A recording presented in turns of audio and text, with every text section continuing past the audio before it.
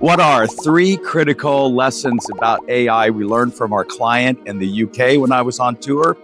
Let me get back to that. But first of all, welcome from my hometown of Sitges, Spain.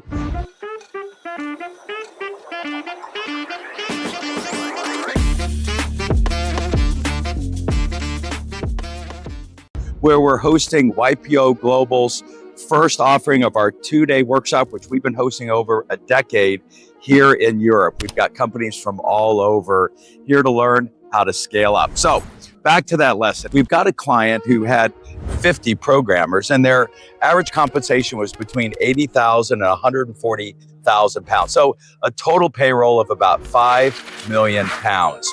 They went ahead and did a test and they chose their top 5 of the 50. I wouldn't call them A players. I'd call them A+ players. And they set them up with AI, Cursor.ai and other tools. And the result, those 5 ended up being able to outperform the other 45 by a factor of 3 times the releases per week than the regular team. So, but here's the difference. So now they've got 5 instead of 50. But the 3 lessons, number 1, he's having to pay those 5 £250,000 pounds, so 2 to 3 times what the others were making. Yet his payroll, his return on payroll, increased 4x, dropped from 5 million pounds to 1.25 million pounds. Yet, what are the 2 more important lessons? He feels if he's going to be able to keep those 5, that he's going to eventually have to pay them upwards of £1 million.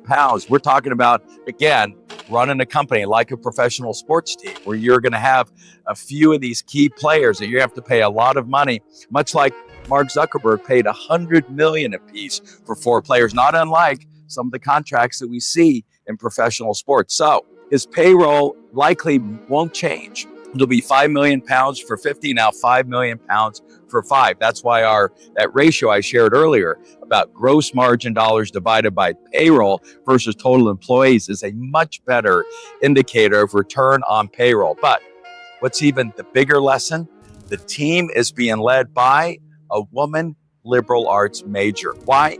Because she's the one that can actually psychologically discern what it is that the customer really needs in the software and the new features. And then she's the only one that can really piece together 2 sentences, let alone several paragraphs, to properly prompt AI to generate what it is they need. So then their 5 A+ player programmers can clean it all up and make it ready for their customer base.